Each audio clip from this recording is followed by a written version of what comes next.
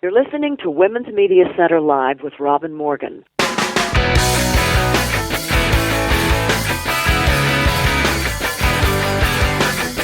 Welcome to Women's Media Center Live. I'm Robin Morgan. Today we're talking with Celinda Lake, pollster and political consultant extraordinaire. She's been with us before. This is a return visit. We're talking about the midterm elections. Robin Givens, actor and director, will join us in observing Domestic Violence Month, discussing the work she's done with other survivors. And we debut a first report from one of our new correspondents, Melissa Silverstein, bringing news of women and the entertainment world. But first, we need to look inside the headlines.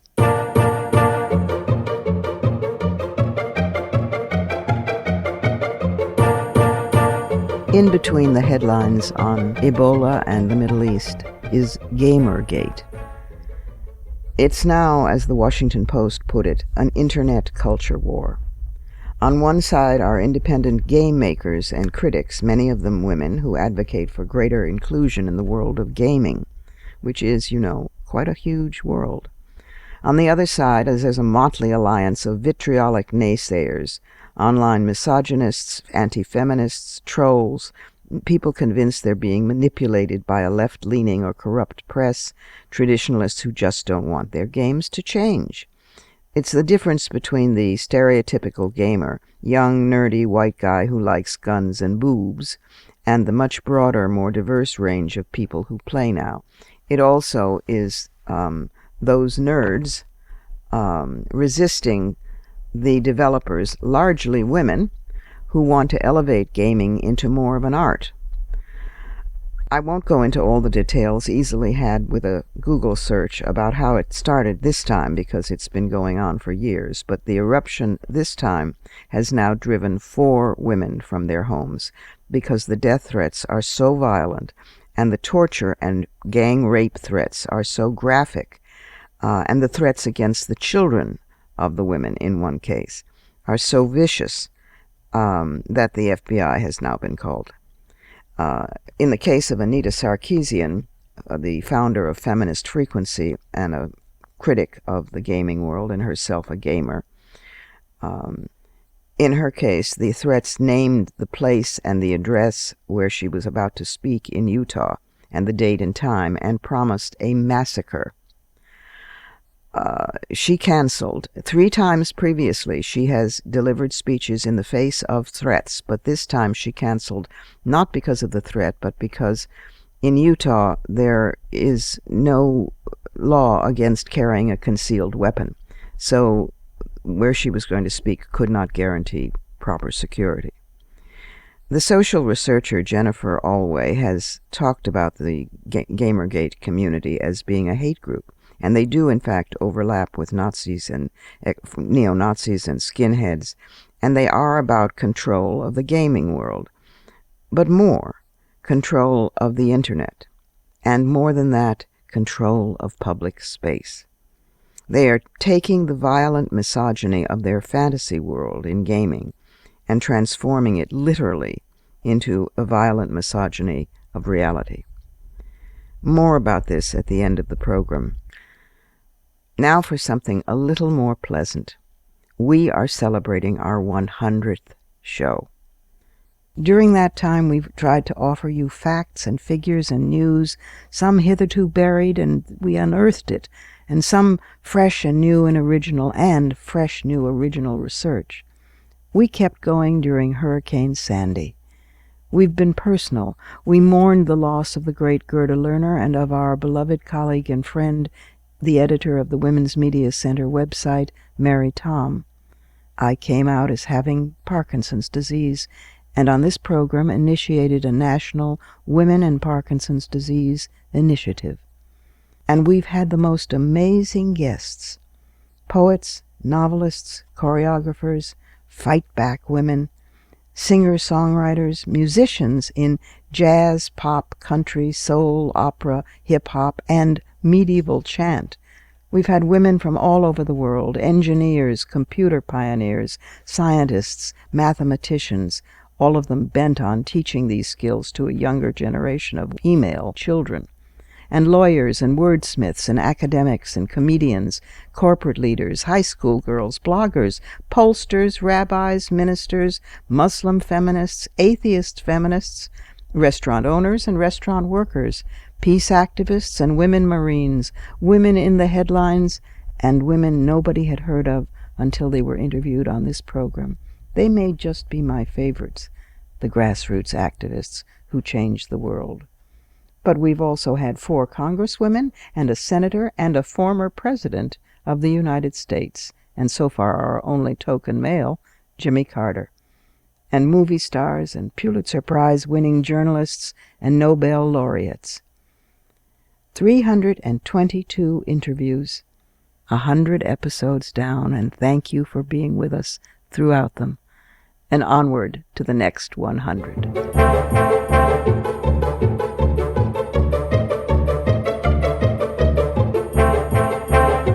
Our first guest is Celinda Lake, who's on a return visit to the program.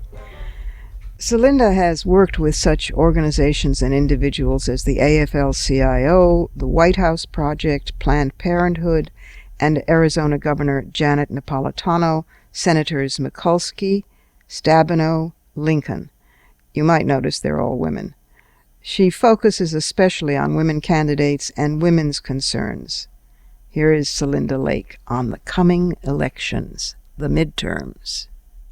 Welcome back to the program, Celinda. Thank you so much. It's delightful to be here.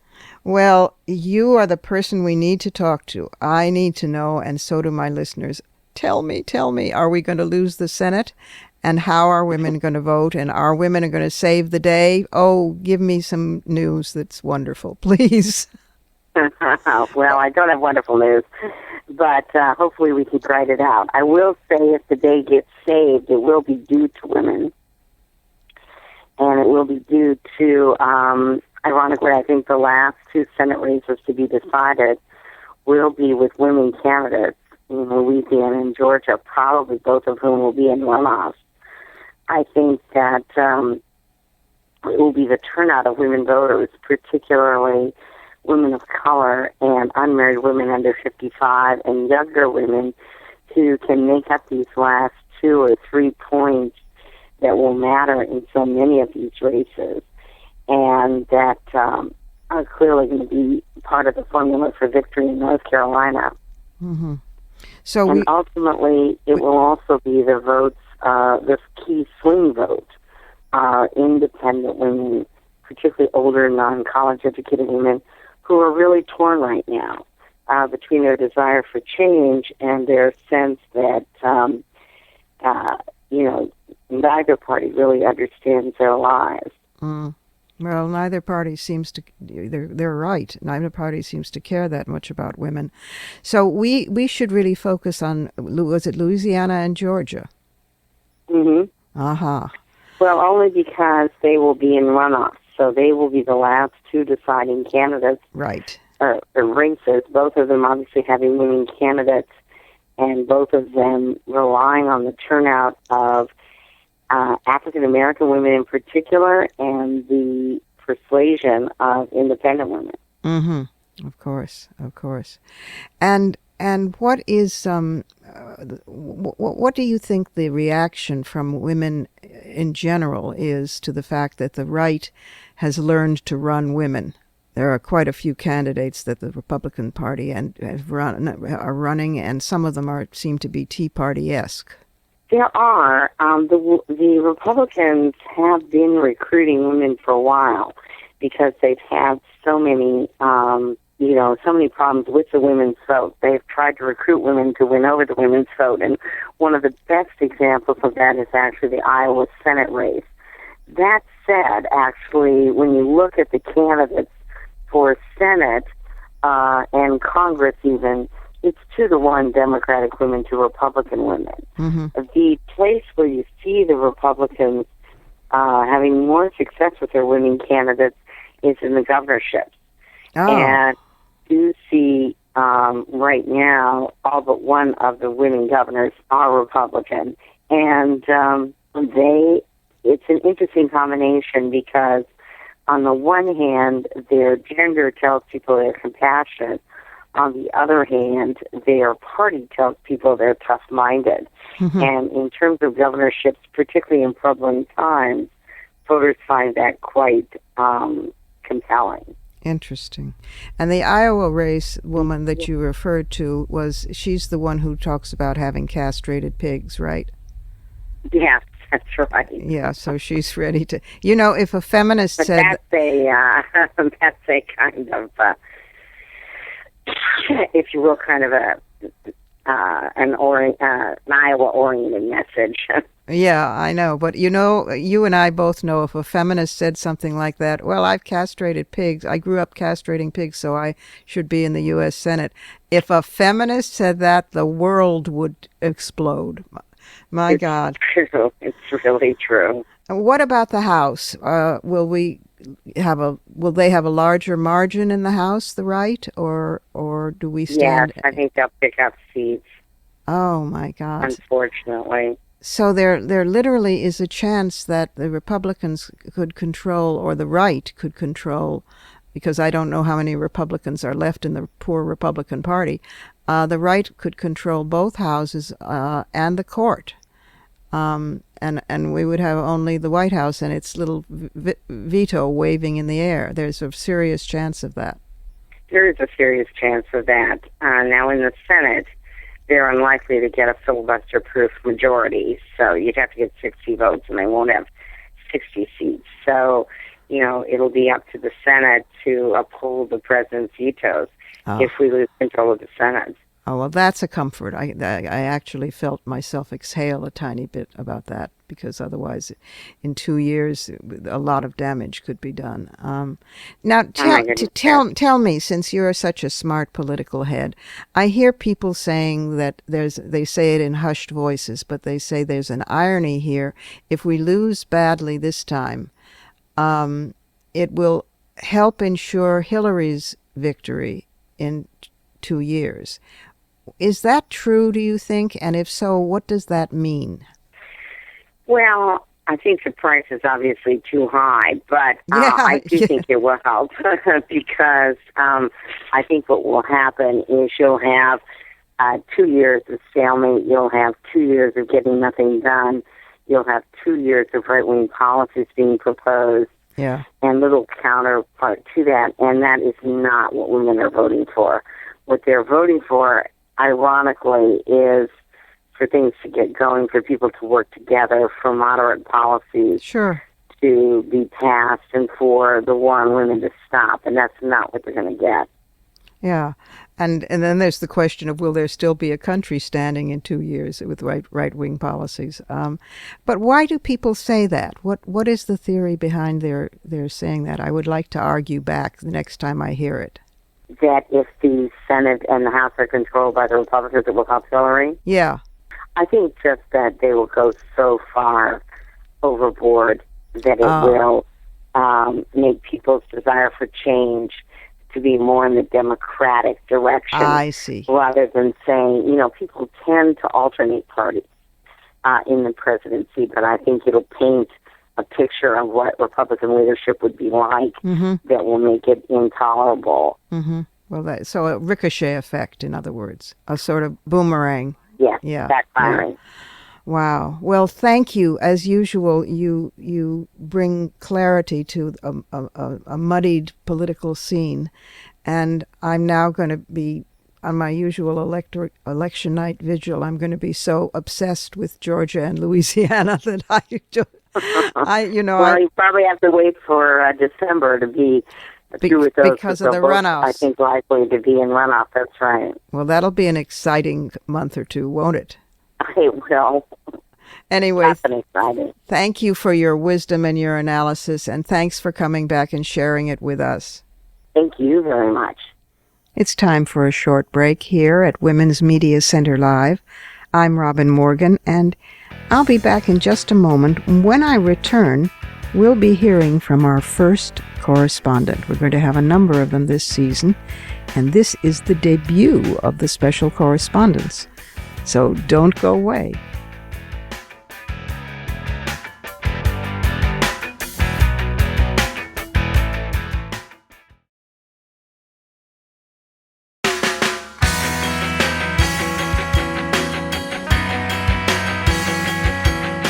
You're listening to Women's Media Center Live with Robin Morgan.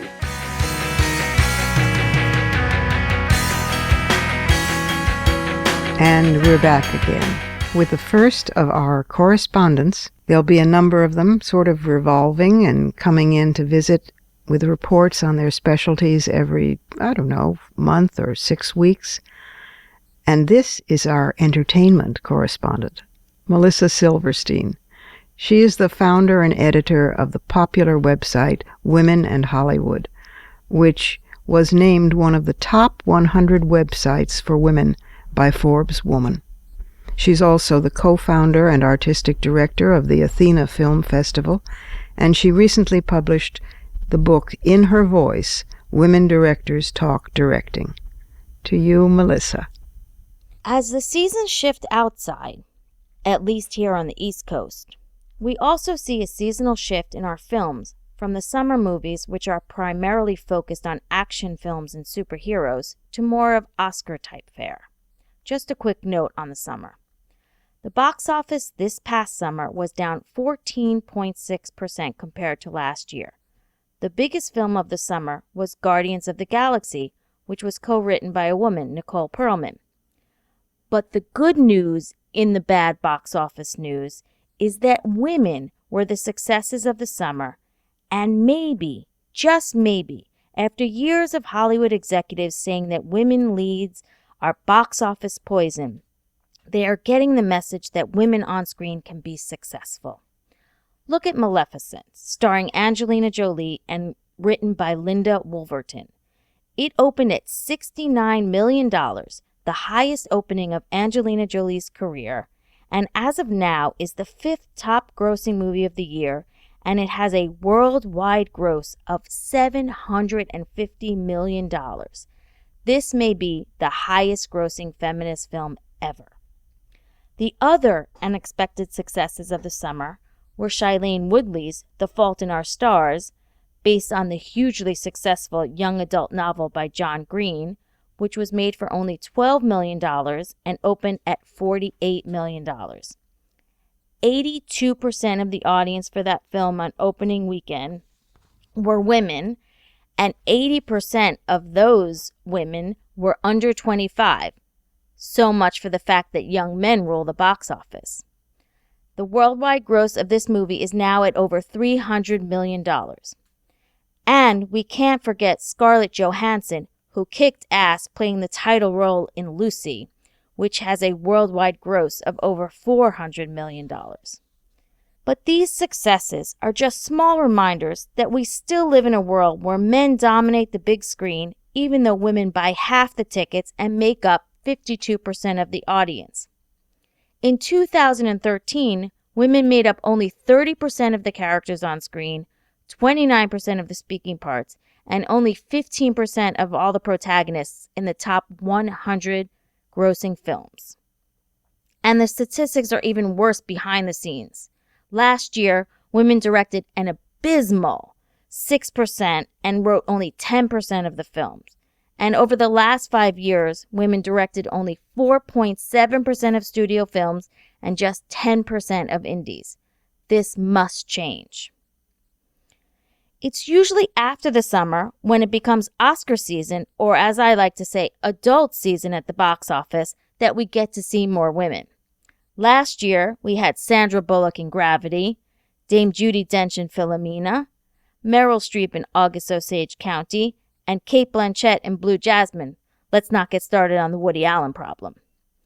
But this year, it is relatively thin for leading ladies on screen. There are so many men in contention that Oscar expert Pete Hammond at Deadline suggested that the Academy nominate 10 men instead of 5, and in a recent column wrote, "Perhaps it is just a reflection of what juicy roles the industry is offering on either side of the gender divide." Juicy is correct, but only for the guys. The opportunities for male actors of all ages are abundant compared with those for women. This year, there is still so much opportunity for a woman to get into the Best Actress race that The Moment, Still Alice, a film that stars Julianne Moore as a linguistics professor with early onset Alzheimer's, premiered at the Toronto Film Festival, she was vaulted to the top of the Best Actress race.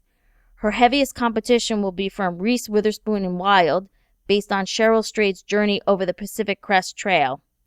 Other potential actresses in the race, and of course this is all speculation, will include Amy Adams for Big Eyes, Rosamund Pike for the already open and successful Gone Girl, Hilary Swank for The Homesman, and maybe Jessica Chastain for a variety of roles she's had this year. But there will be no Meryl Streep as Best Actress. She will be going for Supporting Actress for the musical Into the Woods. No Helen Mirren. Her 100-Foot Journey is not an Oscar movie. No Sandra Bullock. No Julia Roberts. No Natalie Portman. No Nicole Kidman. And no Viola Davis, to name just a few of our recent Best Actress nominees. The reason why we are not seeing Viola Davis in the movies is that she is now on TV, a place where women are going because there are not enough roles for them on film. The thing about TV that is different from films is that it is still a place where advertising rules. And who knows how long that model will last now that everyone has a DVR to skip through the commercials. But advertisers know something that film people still cannot get through their heads. Women matter.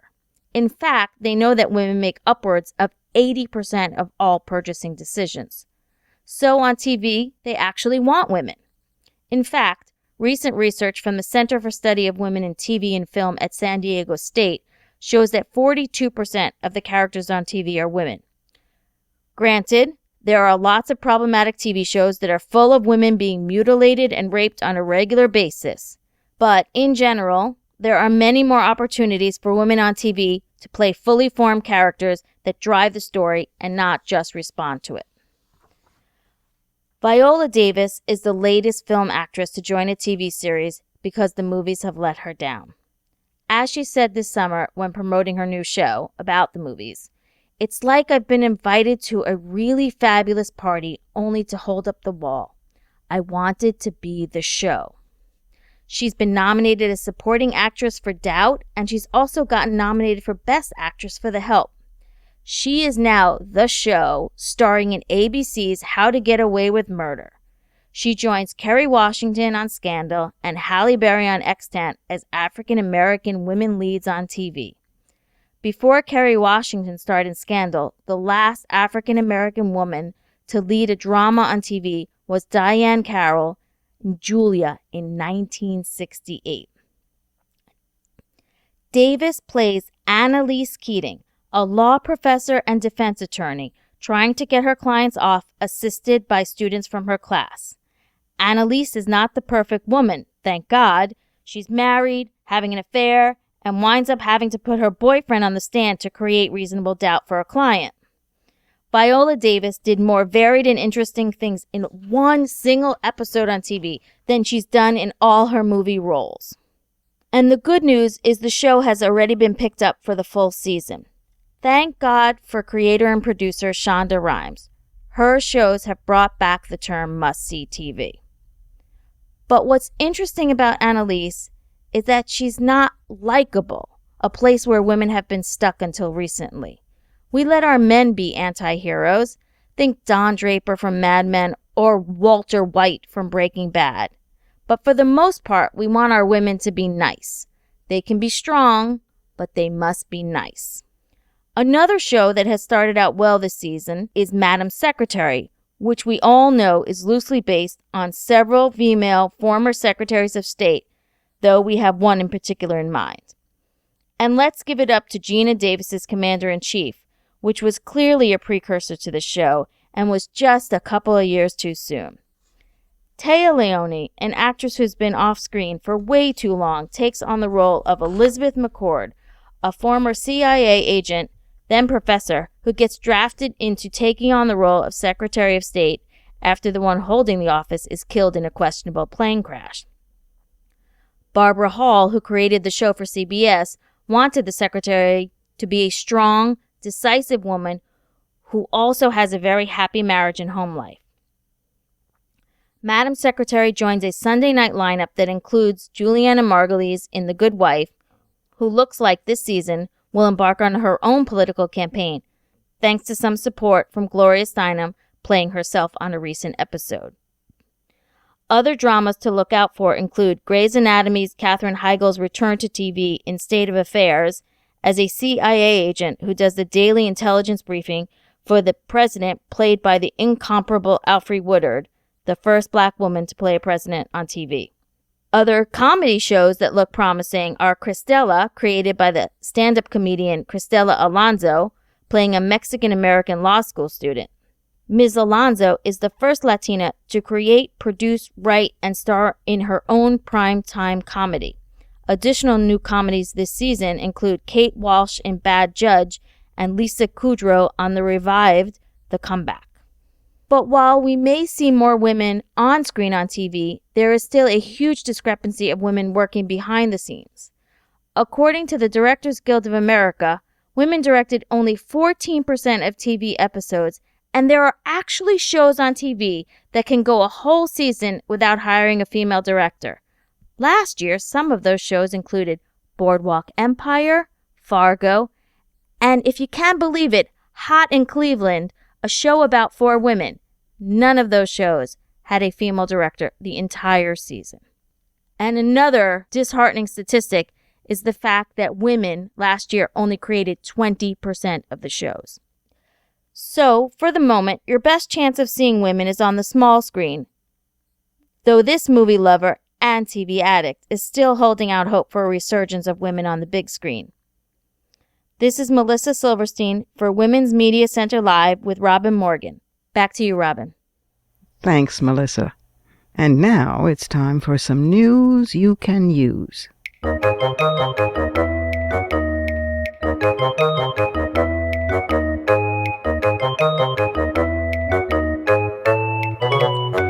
Well, News You Can Use is a pretty broad title. Sometimes I think I should retitle this segment, Tools with Which to Argue.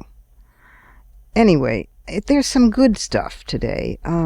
There's this communique that I received about a mobilization of Muslim women to change our world of conflicts. I find this infinitely touching. It is a conference. More than 54 speakers and 3,000 delegates from around the world, get that, will meet for 5 days at the International Feminine Congress for a Culture of Peace, to be held from October 27th to November 2nd in Oran and in Mostaganem, Algeria, in order to seek new approaches to end the fighting in the name of Islam and promote the emergence of a society of living better together. While the first day of the conference will focus on the feminine and masculine stereotypes so rooted in the collective imagination, in parts of the world where they are, that's very brave. The second day will focus on education and on the debate between tradition and modernity. That's very brave. How can educating the youth contribute to the emergence of a culture of peace? Do tradition and modernity clash in the Muslim world? You think? How women and feminine values can help resolve the conflicts that plague our societies. They're going for feminine because the ist would probably in certain places get them beheaded. But they're pushing the envelope pretty amazingly. They go on, the events that occupy the news show us that we must make fundamental changes in how we live together.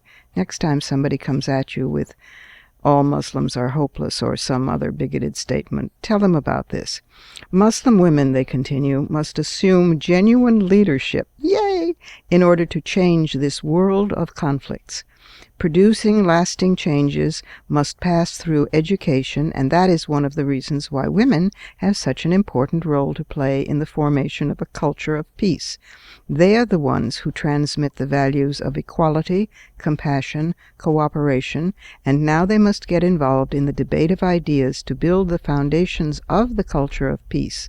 So declared Sheikh Khaled bin Tunis, spiritual leader of the Alawiya Sufi path, one of the organizers of the conference.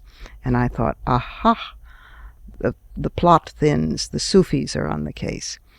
This conference, they say, aims to provoke thought regarding the importance of women and the feminine in the Muslim tradition and to generate a profound change in our society where men and women must be equal and equally responsible. It will try to highlight the key function of the feminine in the establishment of a culture of peace that will promote, quote, better living together, close quote, essential to our humanity. And the conference revolves around 5 axes. Axis 1, different perspectives. 2, ethics and education. 3, tradition and modernity. 4, get this, veiling and unveiling. 5, the feminine and the culture of peace. I think it's quite remarkable. I noticed that one of the speakers is Fatma Usedik, who was the contributor to Sisterhood is Global from Algeria. But I'm not surprised that the Sufis have ridden, they hope and we hope, to the rescue of principled Muslims. I don't know very much about the Sufi part of Islam, except that the Sufis are mystics, and they practice a sort of ecstasy of being, which sounds pretty cool. I also know the little that I know from the great Sufi poet and mystic Mevlana Jalaluddin Rumi. She was quite a poet. Her dates are 1207 to 1273, and some of her lines, for example, are, "Woman is the radiance of God. She is not your beloved. She is the creator. You could say that she is not created." It's pretty heavy stuff. Before Muhammad brought Islam per se to Arabia, the Arabs were polytheistic, always preferable to being monotheistic. Hindu merchants frequently passed through Makkah, which was a major trading hub, and ancient Indian Vedic texts refer to Makkah as a place where, get this, Allah, the mother goddess, was worshipped. A-L-L-A. In Sanskrit, Allah means mother. This name was connected to the Hindu goddess Ila, too. She was known as the consort of the Hindu god Siva in his form known as Il, and this form of Siva was known and worshipped in pre-Islamic Makkah, so it was Il and Ilah. Ilah, Allah. A great deal of cultural and spiritual interchange took place between the merchants of Makkah and India. Let's hear it for trade. Anyway, if you are interested more in this conference, which is not a small thing, more than 54 speakers and 3,000 delegates from around the world. Way to go. The website is AISA, AISA-ONG.org. And if you have never read Rumi, give yourself a treat.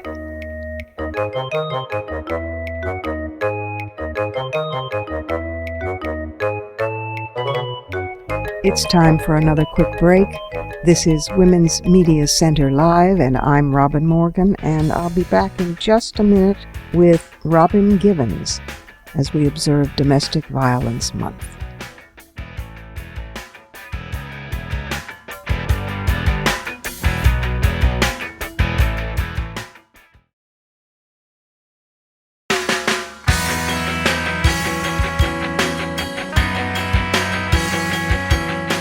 You're listening to Women's Media Center Live with Robin Morgan.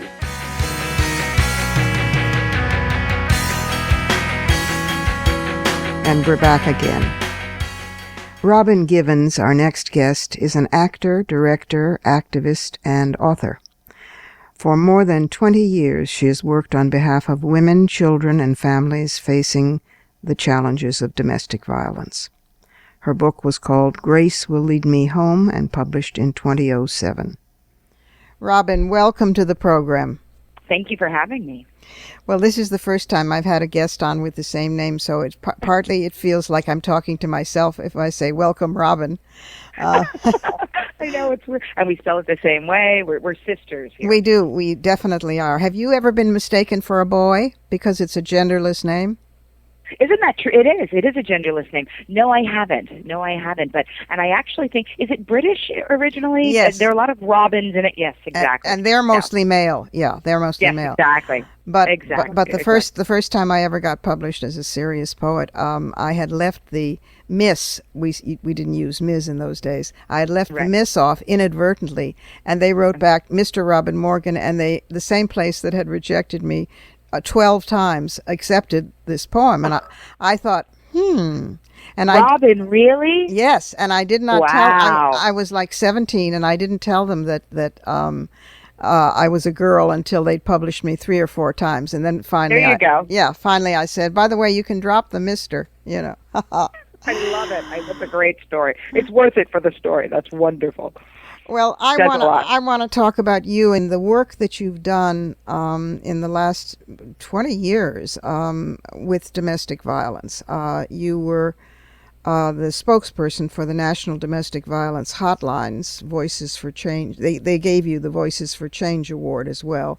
And this year, you've been working with the Y, which is the leading provider of programs for sexual assault and domestic violence, and with something called DV Leap. Tell us about the work you've done with the Y and DV Leap. When I first started speaking to women and visiting shelters, it did have a lot to do with me, to tell you the truth, my own healing. And I always say that, people and women would say, thank you for coming, and thank you for sitting and talking to me, and thank you. And I would say, no, you don't get it. Thank you. Right. So as time has gone and I've grown and evolved, I've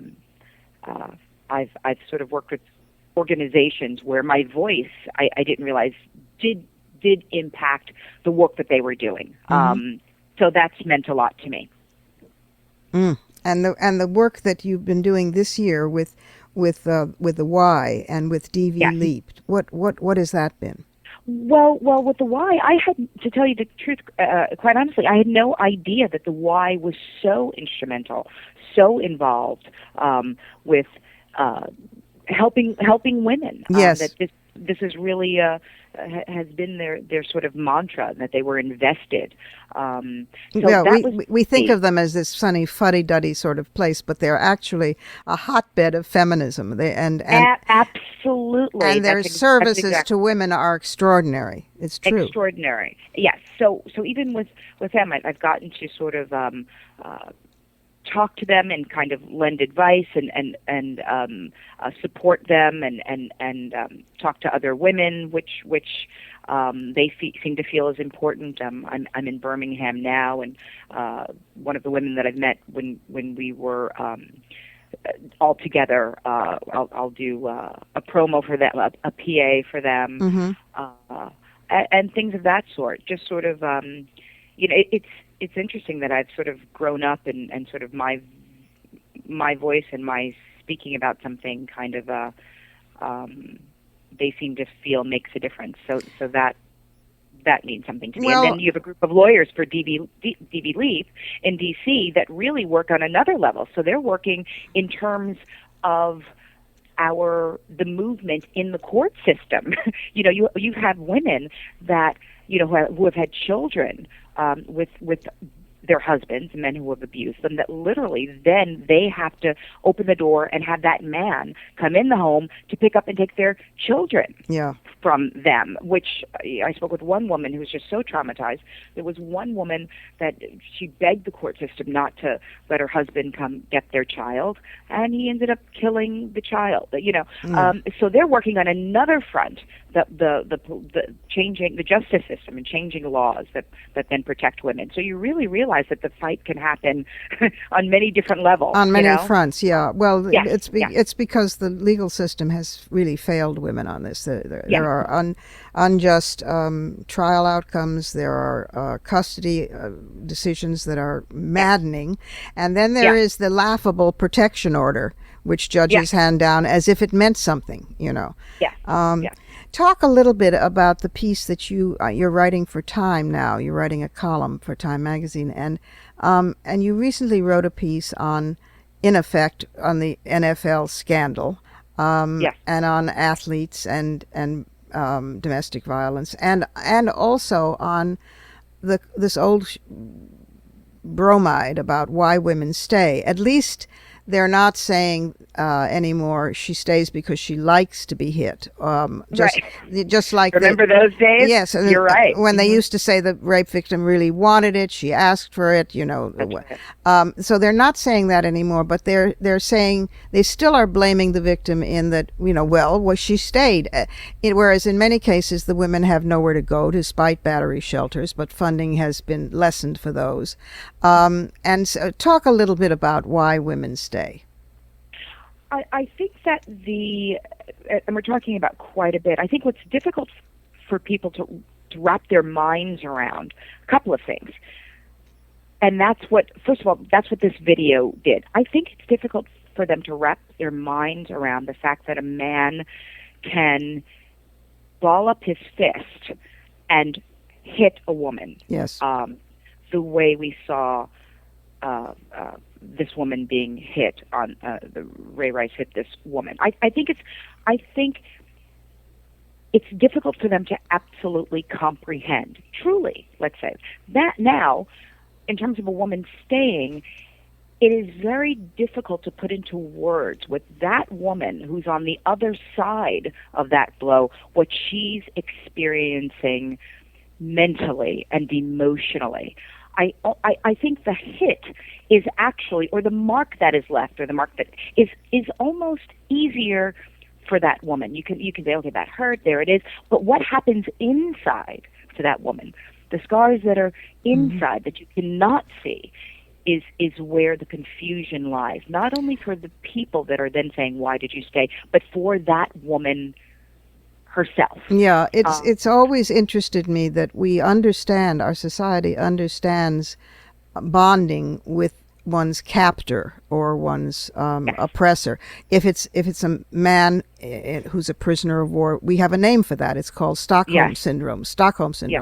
But when it's a woman who may be emotionally dependent on him, who may be financially dependent on him, who may be worried about her children, who may be, the hashtags that sprang up in the wake of the NFL scandal, one hashtag why I stayed and one hashtag why I left, were just stunning with the anecdotes, many of whom pitied the man, and you addressed that in the timepiece. I think and this is what happens, and maybe I can even ask you. I'd love to hear where the victimizer becomes the victim. Yes. What I realized, Robin, is my story was precisely the same story that so many women had. Well, it's interesting also because in the piece you talk about this is a particular problem for African American women because there is this feeling that African American men have suffered so much in terms of their manhood, in terms of the racist culture. Society. That's right. That, and meanwhile now he's sobbing for forgiveness with his head in my lap. I have to forgive him. But the interesting thing to me is that that's true of perhaps of some African American women, but the same thing is true across ethnicities. Or even if it's a European American woman, she thinks, but he's an alcoholic and he's trying to reform. Or, he recently lost his job and I'm the lightning rod. Or there is this kind of, I'm the strong one even though I'm bleeding from all my pores problem. That's right. And that's a fascinating pathology. And I think, so then you're talking about those women, and I think it's very important for you to say what you just said, which is this crosses every barrier. This has nothing to do with race or socioeconomic. We see this on so many different levels.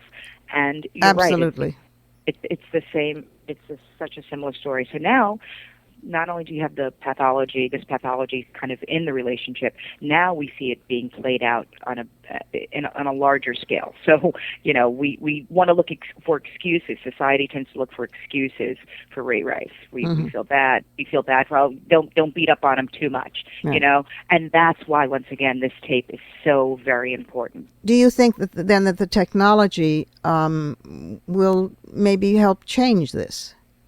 I think it'll help. It forces us to have the conversation.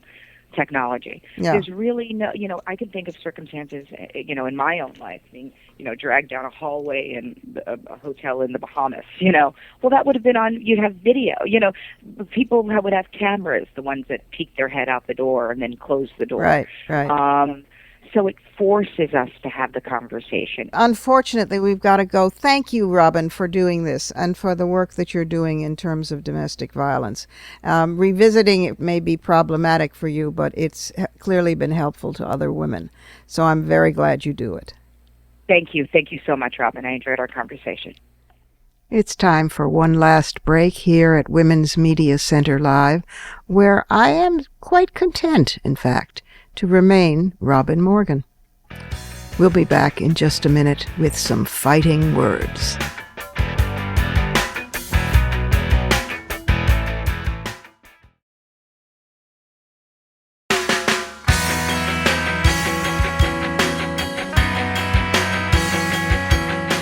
You're listening to Women's Media Center Live with Robin Morgan.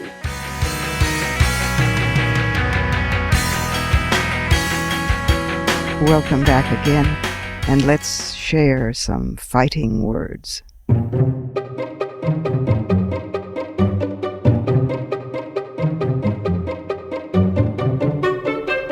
Last week I mentioned that my book, The Demon Lover, The Roots of Terrorism, was just now out as an ebook from Open Road Media and available from Amazon and from iTunes and Apple and all of the online distributors of ebooks.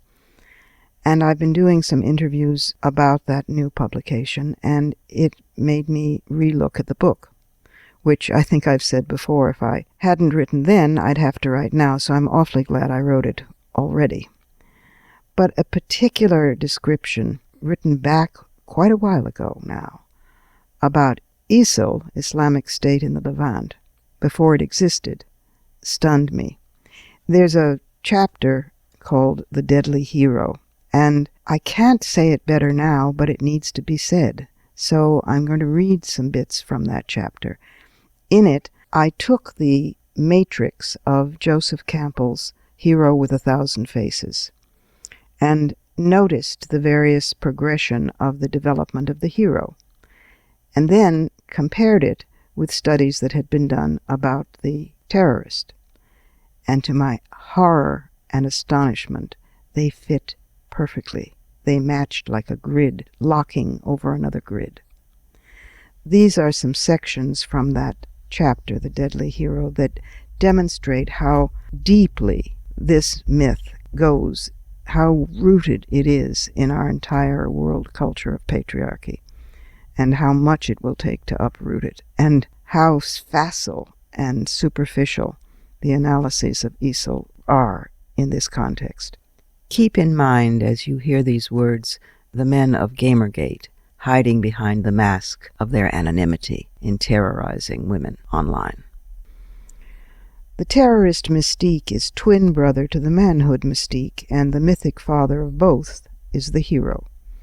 The terrorist has charisma because he is the technological age manifestation of the hero. He's the hero triumphant when he wins his revolution and moves into the presidential palace.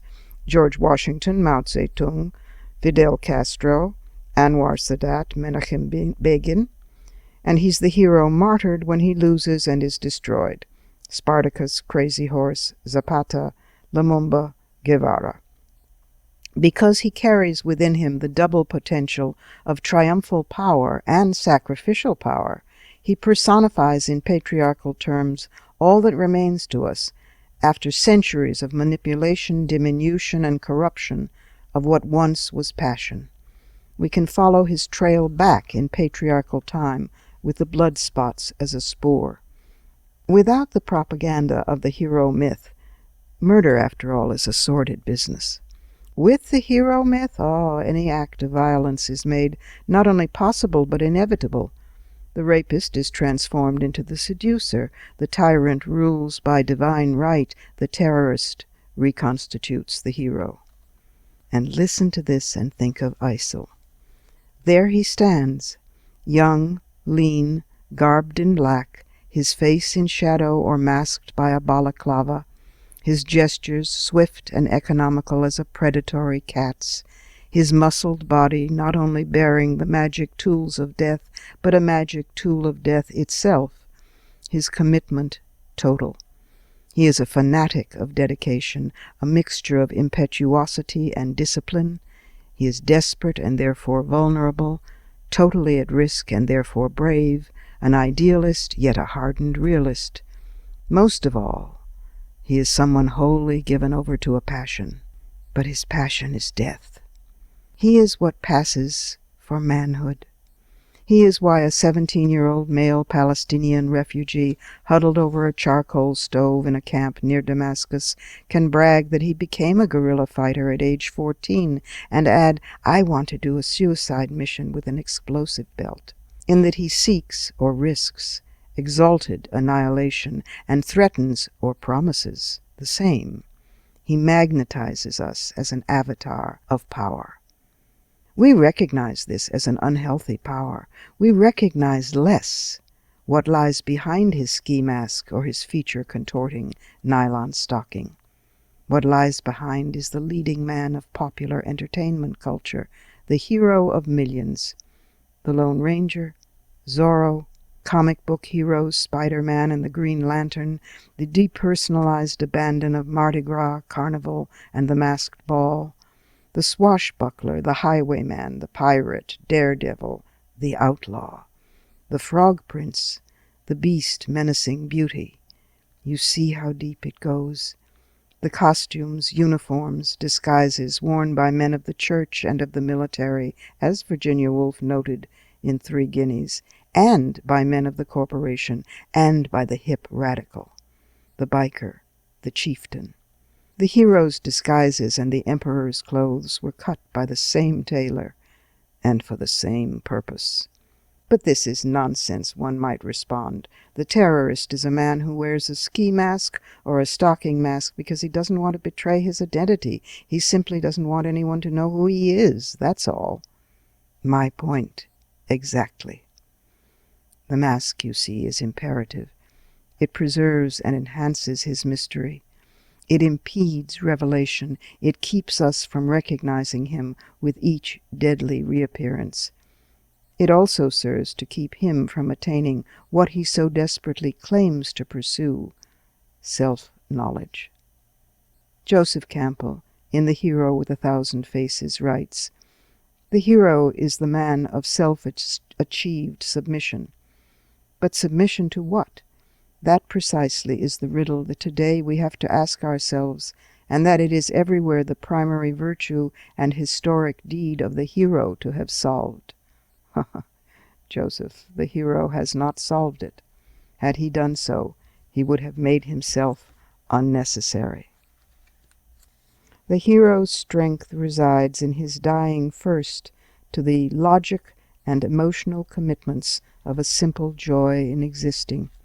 His power is rooted in his emphasis on the very kiss of our annihilation.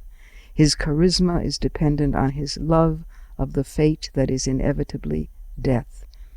That is Campbell. Valorous, abnegating his own selfhood, severed from that of others, disconnected from a living logic and the pathos of emotional commitments, recognizing only the redeeming ecstasy of a tragic death, the hero already lives as a dead man. As a dead man he is fearless, because as a dead man he thinks himself unconquerable by any life force.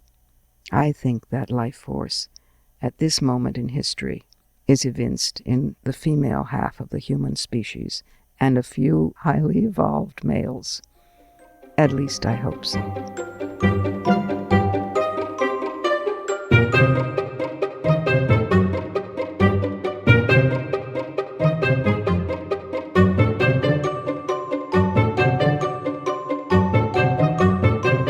And that's it for today. Join us next week when we'll welcome some special surprise guests as we ratchet things up toward the annual Women's Media Center's Awards on October 29th. MSNBC's Joy Reid will host the awards, and awardees will include Katie Couric, Ursula Burns, Barbara Walters, the People's Choice Social Media honoree, and Amma Asante, director of Bell. Remember to visit us at WMCLive.com for the archive of all our previous episodes, and be sure to find WMC Live on Facebook, Twitter, and at iTunes worldwide, where you can stream, download, and subscribe to the show's podcast. Portions of this program were taped earlier. Opinions expressed here do not necessarily represent the WMC. Here's the family for Women's Media Center Live. WMC President and Executive Producer of this program, Julie Burton, Senior Producer, Crystal Williams-Chancellor, and our founding sponsor, Regina K. Scully. I'm Robin Morgan, your producer and host. Thank you for being with us, and do join us next week on Women's Media Center Live.